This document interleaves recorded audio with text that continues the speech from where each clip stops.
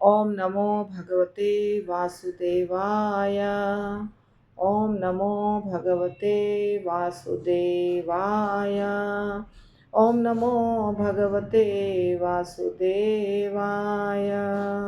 नारायणं नमस्कृत्य नरं चैव नरोत्तमं देवीं सरस्वतीं व्यासं ततो जयमुदीरयेत्। नष्टप्रायेषु अभद्रेषु नित्यं भागवत सेवया भगवतीरुत्तमश्लोके भक्तिर्भवति नैष्ठिकी।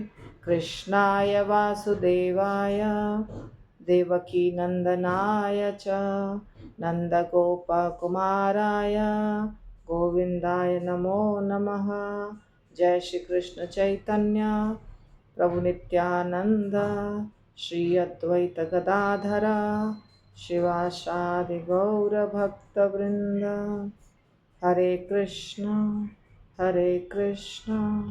कृष्ण कृष्ण हरे हरे, हरे राम राम राम हरे हरे। श्रीमद् भागवतम पहला स्कंद 11वां अध्याय 33वां नंबर श्लोक हमारा हो रहा था और उसका लास्ट पैराग्राफ करीब करीब 2 पैराग्राफ बाकी है, छोटा छोटा है। तो इसमें भगवान कह रहे हैं कि हम श्लोका नहीं पढ़ेंगे, हो चुका है कि भगवान, यद्यपि भगवान श्री कृष्ण निरंतर उनके पास थे, पत्नियों के पास थे और बिल्कुल अकेले भी थे, तो भी उनके चरण उन्हें नवीनतर लग रहे थे। नवीनतर यानी नए लग रहे थे हमेशा। लक्ष्मी जी स्वभाव से चंचल हैं, लेकिन वे भी श्री भगवान के चरणों को नहीं छोड़ सकती। तो भला जो स्त्री एक बार उन चरणों की शरण में जा चुकी हो, वह उनसे किस प्रकार विलग की जा सकती है। तो इसके बारे में श्रील प्रभुपाद एक पैराग्राफ हमने देखा है और श्रील प्रभुपाद का दूसरा तीसरा पैराग्राफ करेंगे। इसी भक्ति वेदांत स्वामी श्रील प्रभुपाद की जय। सभी जीव स्वभाव से स्त्री हैं। यहाँ स्त्री बताया गया है ना, तो लोगों को लग सकता है कि अरे ये स्त्री के लिए है, पुरुष के लिए नहीं है। पर भगवान एकमात्र पुरुष हैं। भगवान को छोड़ के बाकी जितने भी जीवात्मा हैं उनको स्त्री ही कहा जाता है, वो पुरुष नहीं है। वो सब स्त्री हैं, सिर्फ भगवान पुरुष हैं। पुरुष का मतलब होता है भोक्ता। पुरुष या भोक्ता तो श्री भगवान हैं और उनकी विभिन्न शक्तियों की सारी अभिव्यक्तियां भी स्त्री हैं। भगवान को छोड़ के बाकी जितने हैं सब सब सब स्त्री हैं, सिर्फ भगवान पुरुष हैं। ठीक है, मतलब भगवान राम भी पुरुष हैं, विष्णु भगवान भी पुरुष हैं, कृष्ण भी पुरुष हैं, ये सब पुरुष हैं। लेकिन लक्ष्मी जी, सरस्वती माता, पार्वती माता या हम सब जीवात्मा, हम सब क्या हैं? स्त्री हैं। श्रीमद् भगवद गीता में जीवों को परा प्रकृति अर्थात उच्चतर शक्ति की उपाधि दी गई है। जीव क्या है? जीव भौतिक नहीं है, जीव हैं आध्यात्मिक, इसलिए उनको पराशक्ति कहा जाता है। परा प्रकृति, जीव परा प्रकृति है, पर अभी वो बद्ध हैं, इसीलिए तटस्था बोला जाता है। परा यानी श्रेष्ठ, ऊंची। और भौतिक तत्व क्या है? अपरा, अर्थात निकृष्ट शक्ति। निकृष्ट जो जड़ पदार्थ हैं, जड़ जैसे मिट्टी, हवा, पानी इत्यादि, ये निकृष्ट कहलाती है, अपरा शक्ति। और जीव जितने भी आत्मा हैं वो सब पराशक्ति। किसी की भी आत्मा हो, आत्मा सब एक जैसी होती है, तो वो सारी आत्माएं पराशक्ति। यानी शरीर उसका कोई भी हो सकता है, हाथी, घोड़े, कुत्ते, बिल्ली, सब पराशक्ति। ऐसी शक्तियाँ स्वामी या भोक्ता की तुष्टि के लिए व्यवहार में लाई जाती हैं। परा हो या अपरा हो, जितनी भी शक्तियाँ हैं वो सब, सबका कर्तव्य है भगवान की सेवा, सबका कर्तव्य है। अपरा शक्ति जो होती है उसको तो यूज करना पड़ता है। परा जो शक्ति है वो खुद कुछ कर सकता है परंतु अपरा शक्ति जो होती है वो खुद कुछ नहीं कर सकती है। जैसे मिट्टी अपने आप कुछ नहीं कर सकती है, पानी अपने आप कुछ नहीं कर सकती है, मतलब पानी कुछ नहीं कर सकता है अपने आप, हवा, इस सब चीज़ को भगवान की प्रसन्नता के लिए हमको यूज़ करना चाहिए। जैसे कहा जाता है ना, पत्रम पुष्पम फलम तोयम यो मे भक्त्या प्रच्छति, यानी पत्ता, फल, फूल इत्यादि या जल भगवान को अर्पित करना चाहिए। कौन अर्पित करेगा? हम अर्पित करेंगे। कौन करेगा? हम कौन है? पराशक्ति, जीवात्मा। पानी को उठा के कोई लोटा में या हाथ से भगवान को अर्पित करना, ये हम कर सकते हैं। अपने आप पानी उठ के नहीं जाएगा। पानी क्या है? भगवान की अपराशक्ति है, निकृष्ट शक्ति है। तो पराशक्ति जो होती है उसका कर्तव्य बनता है कि अपराशक्ति को भी भगवान की सेवा में लगाए और स्वयं भी भगवान की सेवा में लगे। यानी जीवात्मा खुद भी भगवान की सेवा करे, और जितनी चीज़ें हैं, जैसे ये पेन है, ये अपराशक्ति है। पेन क्या है? अपराशक्ति।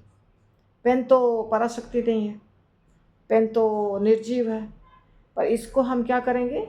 इसको भगवान की सेवा में लगाएंगे। ऐसा, जैसा कि भगवत गीता में कहा गया है 5.29 में कि परम भोक्ता तो स्वयं भगवान है। अतएव जब शक्तियों को सीधे भगवान की सेवा में लगाया जाता है तब उनका स्वाभाविक स्वरूप जागृत होता है, और तब शक्ति तथा शक्तिमान में कोई विषमता नहीं रह जाती।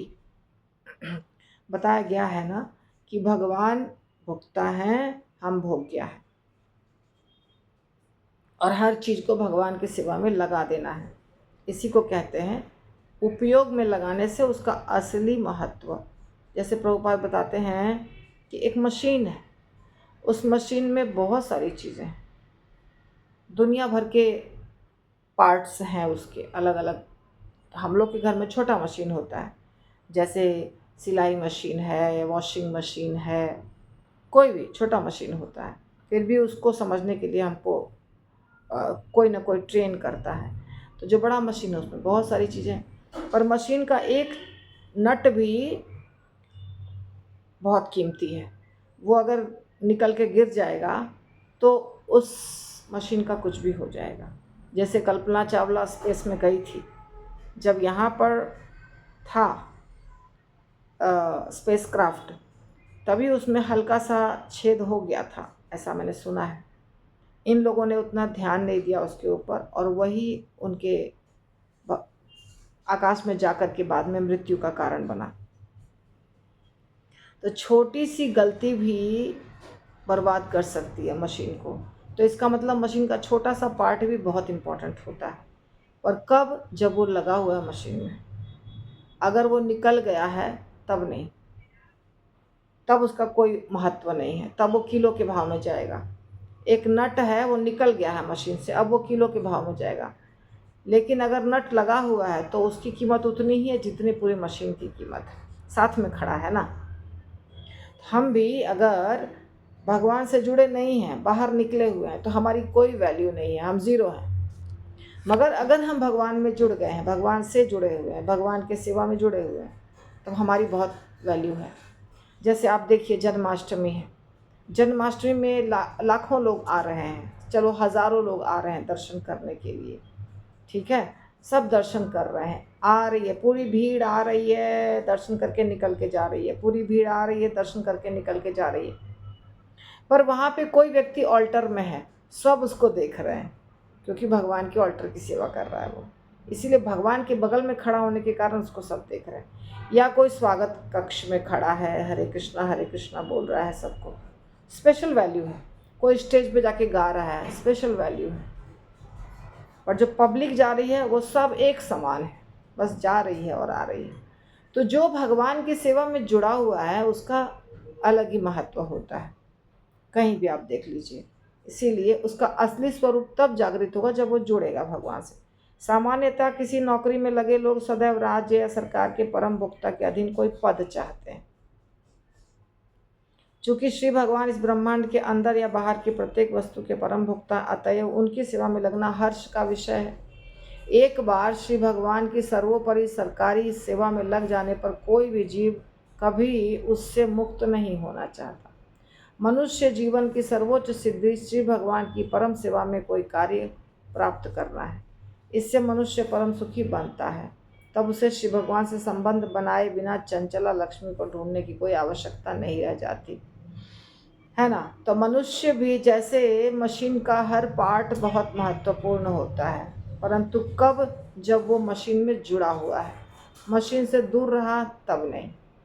इसी प्रकार मनुष्य जब भगवान से जुड़ा हुआ है, उसकी कदर है, उसकी वैल्यू है, उसकी कीमत है, उसको कुछ और करने की आवश्यकता नहीं है और परम सुखी है, परम सुखी है। एक राजा का, एक राजा है, उसका नौकर है, और नौकर को भी हर चीज़ की सुविधा मिलती है। भले राजा के पास बड़ा सा रथ हो, नौकर के पास छोटी सी गाड़ी होगी चलाने की, पर रहेगी। आज आप देखिए, कोई भी बड़ी कंपनी में काम करता है, बहुत बड़ी बड़ी कंपनियां हैं, जैसे मेरे प्रभु जी भी काम करते थे, रिटायरमेंट के पहले तक पूरे जीवन काम किया। पापा भी काम किए हैं, आपके घर में भी सब लोग काम किए हैं। तो कहीं जाते हैं, यहाँ से मुंबई जाना हो, दिल्ली जाना हो, फॉरेन जाना हो, बाय एयर जाएंगे या 4 स्टार 5 स्टार होटल में रुकेंगे। तो क्यों? क्योंकि ये कंपनी के कार्य करने वाले व्यक्ति हैं, उनको ये सुविधा मिलती है।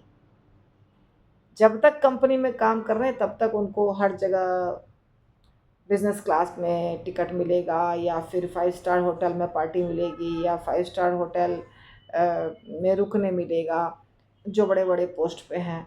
और जो छोटे पे हैं उनको भी अच्छा सा टिकट मिलता है जाने का, जैसा कार्य है वैसा। तो क्योंकि ब्रांड है, ये कंपनी के कार्य करने वाले व्यक्ति हैं, तो उनको ये सुविधा मिलेगी। और जब आप कंपनी छोड़ दिए हैं, तब आप सोचते हैं कि अरे हम कितना पैसा बचाएं, हमारे पास बहुत कम पैसा है, हम नहीं कटा सकते हैं। लेकिन जब कंपनी में काम करते हैं तो कंपनी डिसाइड करती है कि आपको ये सुविधा देना है, आपको ये टिकट देना है, या एक जैसा जगन्नाथ भगवान की रथ यात्रा हो रही है, सब लोगों के मस्तक पे कैप रहेगा, सब में जगन्नाथ बलदेव सुभद्रा लिखा रहेगा, या सबके हाथ में बेल्ट रहेगा, सब में कुछ लिखा रहेगा। तो सब समान है और सब उनके कार्य करता है। जब प्रेसिडेंट आए थे हमारे मंदिर के ओपनिंग के समय, प्रेसिडेंट उस समय कौन थे, बंगाली, नाम भूल गई, तो प्रणब मुखर्जी। तो प्रणब मुखर्जी आए थे, तो हम लोग उसी दिन हमारी राजभोग सेवा थी, मंदिर ओपन हुआ था, हमारी राजभोग सेवा थी। तो हमें एक आई कार्ड मिला, उसमें लिखा था पुजारी सेवा। तो हमें एंट्री मिली। ऐसे किसी को भी बिना आई कार्ड के एंट्री नहीं था, क्योंकि प्रेसिडेंट आ रहे हैं तो कोई नहीं घुस सकता है। अभी खारघर में मंदिर की ओपनिंग हुई, यहाँ से भक्तगण चले गए, हमारे कुछ काउंसिलर चले गए, सुबह सुबह चले गए उठ कर के, लेकिन उनको शाम 7 बजे दर्शन हुआ। क्यों? क्योंकि प्राइम मिनिस्टर आए हुए हैं, सब जगह से गेट बंद है, कोई नहीं जा सकता है अंदर। बाहर में ही ये लोग इंतज़ार करते रहे, अंदर प्रवेश नहीं मिला। लेकिन जो भगवान के पुजारी रहते हैं उनको प्रवेश मिलता है, जो भगवान के सेवक रहते हैं उनको प्रवेश मिलता है। कोई भी सेवा करते हैं तो भगवान के सेवक को कैसे मिलता है? क्योंकि वो भगवान का सेवक है। किसी कंपनी के ओनर को कैसे मिलता, कार्यकर्ता को कैसे मिलता है? कार्य करने वाले व्यक्ति को उसका यूनिफॉर्म होता है, ये कंपनी में काम करने वाला है, उसका बैज होता है, ये कंपनी में काम करने वाला है। फिर उसके कभी कभी गाड़ी रहती है, उसको गाड़ी की सुविधा मिलती है, हर चीज़ मिलती है, क्योंकि ये कंपनी में कार्य करने वाला व्यक्ति है। तो एक सिंपल कंपनी में कार्य करने वाले व्यक्ति को इतनी सुविधा मिलती है। तो यदि कोई भगवान की सेवा कर रहा है, अभी आप खुद सोचिए, आप भागवतम पे क्लास दे रहे हैं, भगवत गीता पे क्लास दे रहे हैं, या आप मंदिर में रोज़ जाके झाड़ू लगा रहे हैं, या आप मंदिर में ऑल्टर की सेवा कर रहे हैं, तो क्या भगवान उसका ख्याल नहीं रखेंगे? आप बताइए। आप तो परम भगवान के सेवक हो गए। तो साधारण टाटा बिरला अंबानी जब ख्याल रखता है अपने नौकरों का, तो भगवान अपने नौकर का ख्याल नहीं रखेंगे? ये हो सकता है क्या? अवश्य रखेंगे। इसीलिए हमारी असली पहचान होनी चाहिए भगवान का दास, सबसे अच्छा भगवान का दास। ठीक है।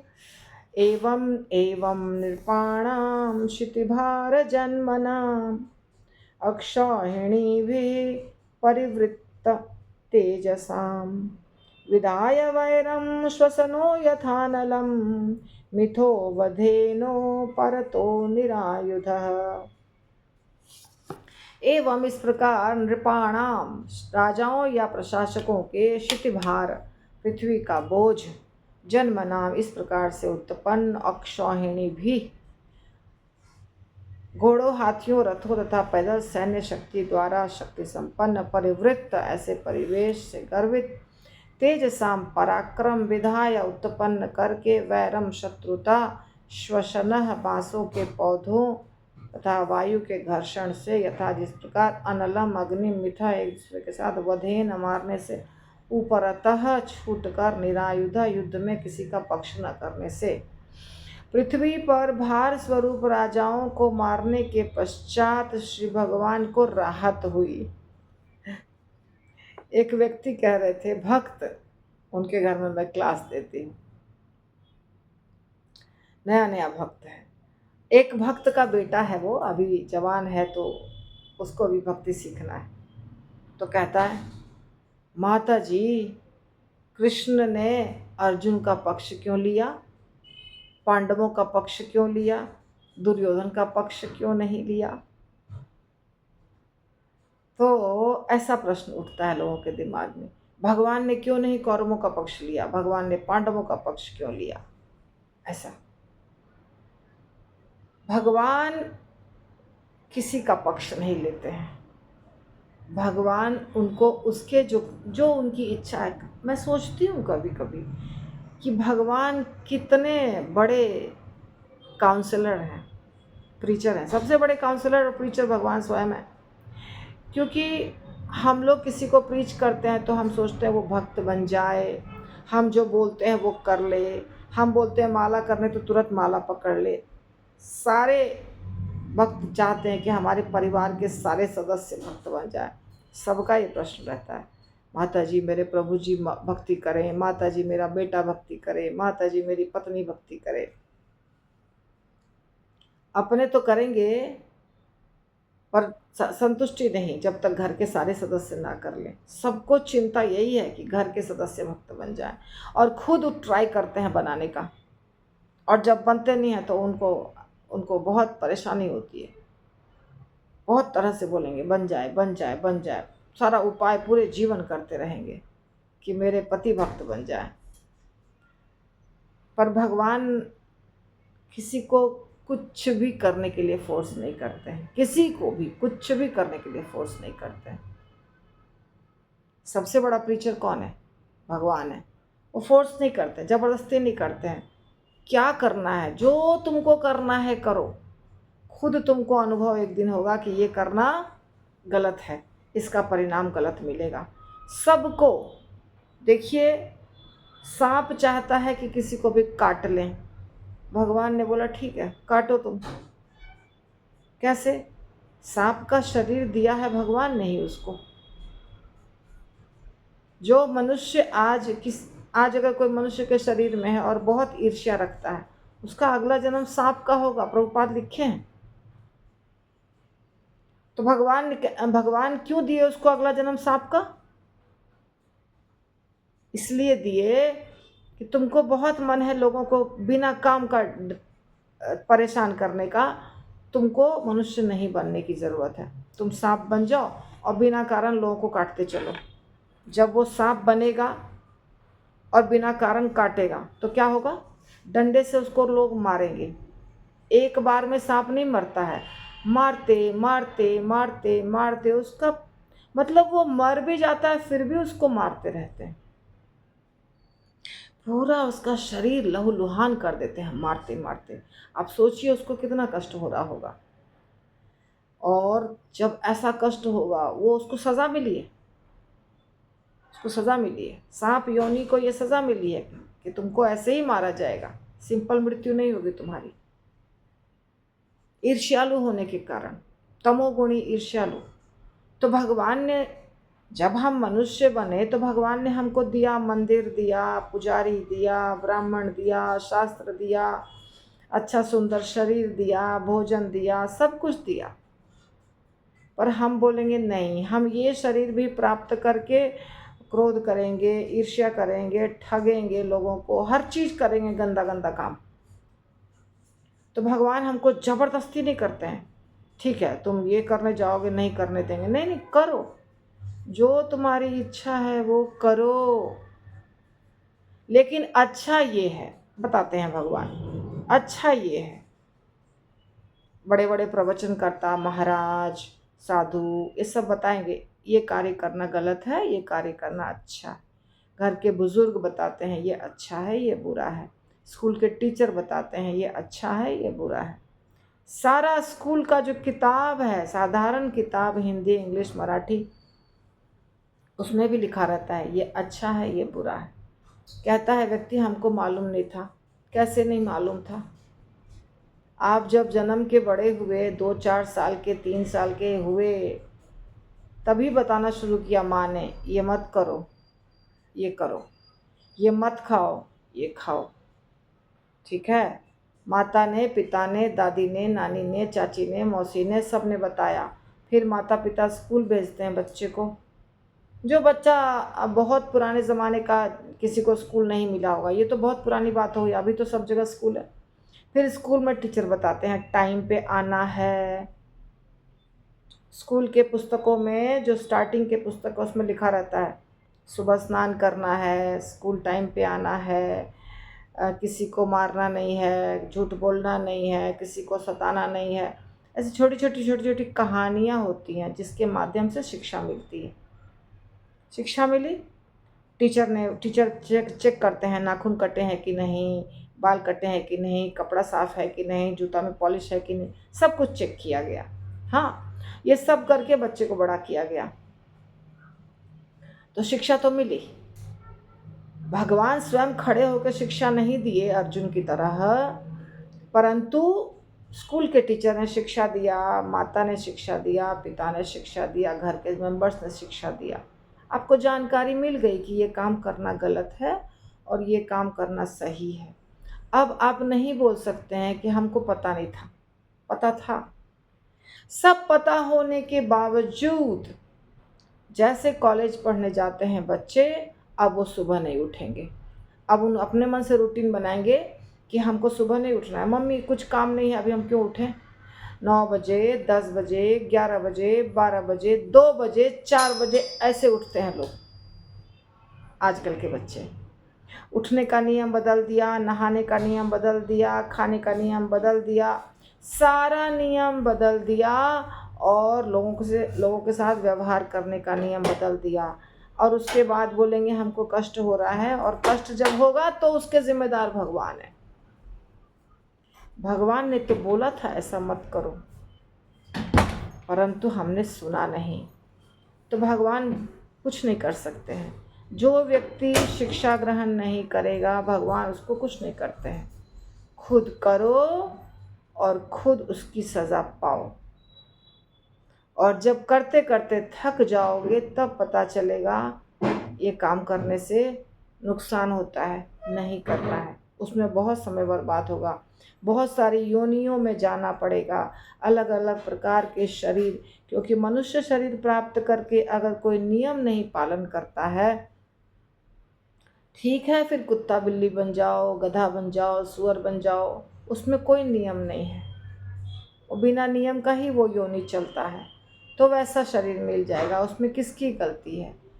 भगवान की गलती नहीं है, इंसान की गलती है। इंसान को इंसान की तरह रहना चाहिए, उसको ऊपर उठना चाहिए, उसको भगवान की बातें सुननी चाहिए, उसको शिक्षा ग्रहण करनी चाहिए। जो शिक्षा मिली है उस शिक्षा को याद करके और अच्छी शिक्षा, और अच्छी शिक्षा, और अच्छी शिक्षा ग्रहण करनी चाहिए, पर नहीं करता है। तो ये जो लाइन पढ़ा मैंने, इतना इसके ऊपर बोला, तो ऐसे लोग होते हैं पृथ्वी पर के भार। ऐसे लोग होते हैं असुर। और जब आसुरी प्रवृत्ति थोड़ी बहुत है तो जानवर का शरीर वगैरह प्राप्त करके उसको सजा मिल जाती है। अब असुर इतना भयंकर हो गया कि साधुओं को मारने लगा, भक्तों को मारने लगा, पूजा पाठ बंद करा दिया, वेदों का उच्चारण बंद करा दिया, हवन यज्ञ आदि बंद करा दिया, गाय को मारने लगा। तब क्या होगा?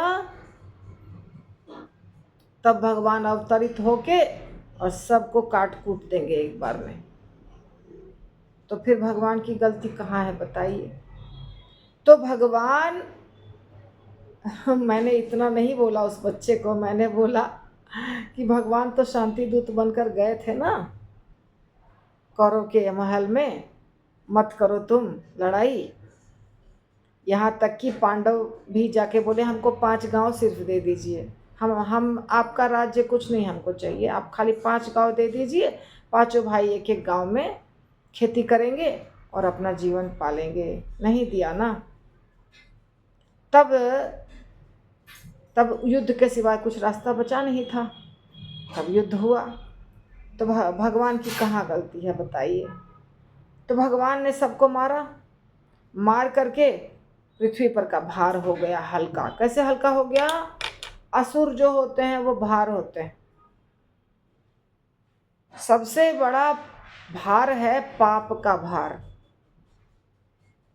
इतना किलो इतना क्विंटल वो भार नहीं है, उससे बड़ा भार है पाप का भार। क्योंकि पाप इतना बड़ा चीज़ है, उसके भार से मुक्त होना मतलब नामुमकिन है। तो पापी लोगों का भी भार सबसे बड़ा है जो पृथ्वी माता सह रही थी। भगवान ने भार हल्का कर दिया। वे अपनी सैन्य शक्ति, अपने घोड़ों, हाथियों, रथों, पैदल सेना इत्यादि के बल पे गर्वित थे।